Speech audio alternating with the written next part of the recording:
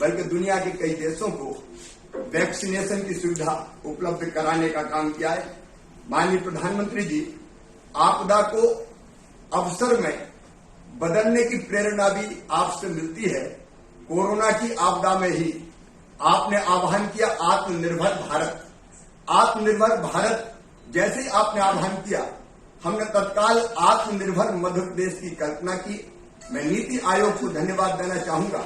नीति आयोग के साथ मिलकर हमने वेबिनार्स के आयोजन किए और हमने देश के विशेषज्ञों के साथ चर्चा करके आत्मनिर्भर मध्य प्रदेश का अपना रोड मैप तैयार किया। उसके 4 प्रमुख आधार स्तंभ है: भौतिक अधोसंरचना, शिक्षा, स्वास्थ्य, सुशासन, रोजगार और अर्थव्यवस्था। और हमने एक समय सीमा तय की, हर एक डिपार्टमेंट को काम बांटा और उस निश्चित समय सीमा में हम अपने उन लक्ष्यों को प्राप्त करने का दिन और रात प्रयास कर रहे हैं। अभी नीति आयोग ने जो 6 सूत्रीय एजेंडा देश के सामने रखा है और मुझे प्रसन्नता है, मैं नीति आयोग को इसके लिए भी धन्यवाद देना चाहूंगा कि उन्होंने राज्यों के साथ व्यापक विचार विमर्श करने के बाद उनकी आवश्यकताएं, प्राथमिकताएं जानकर ये 6 सूत्रीय एजेंडा बनाया है। और केंद्र का बजट भी सचमुच में ये आत्मनिर्भर भारत का बजट है। और एक बात आपने माननीय प्रधानमंत्री जी ने जो कही वो बिल्कुल सही है कि पहले बजट केंद्र का और राज्य का एक साथ आता था तो राज्य काल्पनिक बजट ही प्रस्तुत कर पाते थे, लेकिन हम अपना वास्तविक बजट बना रहे हैं। मैं केवल एक चर्चा अपने साथी मुख्यमंत्रियों से जरूर करना चाहूंगा। इस बजट की लाइट में हम अपना बजट तो बना रहे हैं, लेकिन कुछ काम हम ऐसे तय कर सकते हैं कि हम कुछ लक्ष्यों को सारा देश एक साथ प्राप्त कर सके। जैसे जल जीवन मिशन के अंतर्गत 11,000 करोड़ रुपए से बजट बढ़कर 10,000 करोड़ रुपए से ज्यादा हो गया है और 3 साल के अंदर गांव में भी हर घर में स्वच्छ जल हमको देना है ताकि बीमारी और कुपोषण दोनों ना रहे। लेकिन 50% उसमें योगदान राज्यों का चाहिए। क्या सारे राज्य ये तय कर सकते हैं कि कम से कम हम इतना अपने बजट में राज्य के प्रावधान करेंगे कि 3 साल के अंदर हम हर घर में शुद्ध पानी देने के लक्ष्य को प्राप्त कर सकें? वैसे जैसा माननीय प्रधानमंत्री जी ने प्राथमिकता तय की है और मैं मानता हूं कि बहुत जरूरी है हर गरीब की अपनी छत को।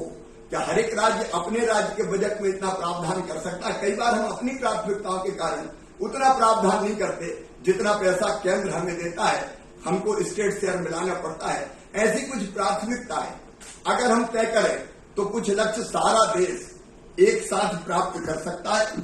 जहां तक नीति आयोग के 6 सूत्रीय एजेंडे का सवाल है, मध्य प्रदेश इस पे तेजी के साथ अमल करने का प्रयास करेगा। भारत को ग्लोबल मैन्युफैक्चरिंग हब बनाने के लिए, जैसा माननीय प्रधानमंत्री जी ने कहा, ease of doing business, Madhya Pradesh में start your business in 30 days जैसी कल्पना हमने की है।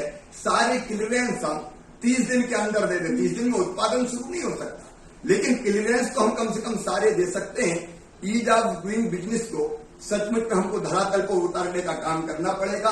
वैसे स्किल्ड मैन पावर बहुत जरूरी है ताकि स्थानीय नौजवानों को हम रोजगार देने का काम कर सकें। मध्य प्रदेश में ग्लोबल स्किल पार्क जैसे प्रयोग हम कर रहे हैं जिसमें 10,000 बच्चों को एक साथ हम स्किल्ड करने का काम कर सकें। जिलों में भी स्वस्थ प्रतिस्पर्धा की आवश्यकता माननीय प्रधानमंत्री जी ने प्रतिपादित की है। राज्यों के बीच भी प्रतिस्पर्धा हो, लेकिन जिलों की हुनर और खूबियों को देखते हुए मैं तो जब हमने एक जिला एक उत्पाद पर काम प्रारंभ किया तो सचमुच आश्चर्यचकित रह गया।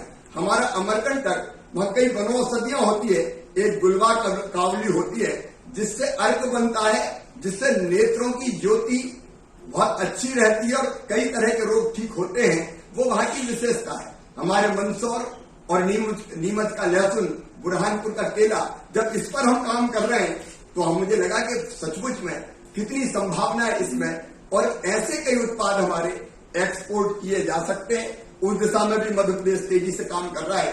आज सारे देश को सचमुच में खेती के विविधीकरण के बारे में सोचना पड़ेगा। ये तीनों जो कृषि कानून है, मैं सचमुच में इनको बहुत क्रांतिकारी मानता हूं, क्योंकि मध्य प्रदेश में एपीएमसी एक्ट हमने केंद्र के एक्ट बनाने के पहले ही हमने एपीएमसी एक्ट में संशोधन कर दिया था।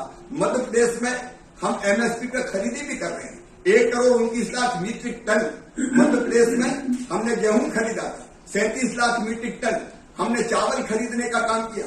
मंडियों में खरीद अलग हो रही है, मंडी के बाहर खरीद अलग हो रही है। कहीं कोई समस्या और दिक्कत नहीं आई। सचमुच में किसान की आय दुगना करने का माध्यम है ये तीनों कृषि कानून। लेकिन मैं इतना जरूर कहना चाहता हूं कि कृषि का विविधीकरण मध्य प्रदेश में हमने तय किया। फूलों की खेती, फलों की खेती, औषधि खेती, मधुमक्खी पालन, कृषि वानिकी, मुर्गी पालन, मछली पालन और बाकी वो चीजें जैसा माननीय प्रधानमंत्री जी ने कहा है कि खाद्य तेलों का हमको आयात करना पड़ता है, पहले दालों का आयात ना करना पड़े, इसमें भी मध्य प्रदेश ने महत्वपूर्ण भूमिका का निर्वाह किया था। और अब मैं मध्य प्रदेश के किसानों की तरफ से ये विश्वास दिलाता हूं कि इस साल हम गंभीर प्रयास करेंगे कि खाद्य तेलों का कम से कम आयात करना पड़े। हम अपने उत्पादन को बढ़ाने का इस दिशा में गंभीर प्रयास करेंगे। जैविक खेती, प्राकृतिक खेती, जीरो बजट की खेती, ये भी आज जरूरी है अपने देश के लिए। मध्य प्रदेश में हमारे मंडला, डिंडोरी, शहडोल, अनूपपुर, उमरिया, इनमें जैविक खेती होती है। कोदो और कुटकी की प्रोसेसिंग करके जो कोदो और कुटकी पहले 5-6 रुपए किलो बिक जाता था, हमारी बहनें, माननीय प्रधानमंत्री जी ने एक बंद धान मिल का उदाहरण मन की बात में दिया था। उनने स्व सहायता समूह की बहनों ने धान मिल खरीद के और उसको प्रॉफिट में ला दिया। वैसे कोदो और कुटकी का उत्पादन जो 6-7 रुपया किलो बिकता था वो 50 रुपया किलो बिक रहा है। ऐसी अनेकों चीजें निश्चित तौर पर हम कर सकते हैं। एफपीओ को भी आंदोलन का स्वरूप देना पड़ेगा। भौतिक अधोसंरचना के क्षेत्र में 5 साल में 111 लाख करोड़ की नेशनल इंफ्रा पाइपलाइन योजना स्वागत के योग्य। पीपीपी मोड में भी मध्य प्रदेश में हम कई काम कर रहे हैं। केवल 2 निवेदन और करके, क्योंकि समय की सीमा है, सार्वजनिक संपत्तियों का मॉनिटाइजेशन मुझे लगता है सचमुच बड़ा जरूरी है। केंद्र सरकार की कई जमीनें मध्य प्रदेश में पड़ी है जिनका उपयोग नहीं हो रहा। कई बार जब जमीनें ज्यादा होती थी तो हमने किसी प्रोजेक्ट के लिए ज्यादा जमीन आवंटित कर दी। अब हम सरकार की भूमि और भवन जैसी संपत्तियां जो वास्तव में बहुमूल्य है, ऐसी संपत्तियों में से जो अनुपयोगी है, उनका मोनिटाइज करके विकास कार्यों में उनका उपयोग किया जा सकता है। उनका तार्किक और वैज्ञानिक उपयोग होना चाहिए। वैसे ही मध्य प्रदेश में 30 लाख हेक्टेयर में बिगड़े वन हैं, वहां कोई वृक्ष नहीं है। मैं माननीय प्रधानमंत्री जी मुझे ये कहते प्रसन्नता है कि 1,47,000 हेक्टेयर वन क्षेत्र हमने 15 साल में बढ़ाया है। लेकिन हमारे बिगड़े वनों में या तो हम कुछ ऐसी व्यवस्था करें जिससे सोलर पैनल लगा के रिन्यूएबल एनर्जी के माध्यम से ग्रीन एनर्जी उत्पादित करने का काम करें, या निजी निवेश के माध्यम से हम ऐसे वन क्षेत्रों में फिर से वन लगाने का काम कर पाए। शिक्षा और स्वास्थ्य के क्षेत्र में कई इनिशिएटिव लेने की जरूरत है। मैंने माननीय नीति आयोग को लिखित में अपने सुझाव दिए। आकांक्षी जिले हमारे 8 है, लेकिन हमने 50 आकांक्षी ब्लॉक भी तय करके वह काम प्रारंभ कर दिया है। नीति आयोग के साथ हम लगातार उस काम को आगे बढ़ा रहे हैं। सुशासन के क्षेत्र में भी एक पंक्ति कहके, एक अंतिम लाइन कहके मैं अपनी बात समाप्त करूंगा, क्योंकि मैं अनुशासित कार्यकर्ता हूं। माननीय प्रधानमंत्री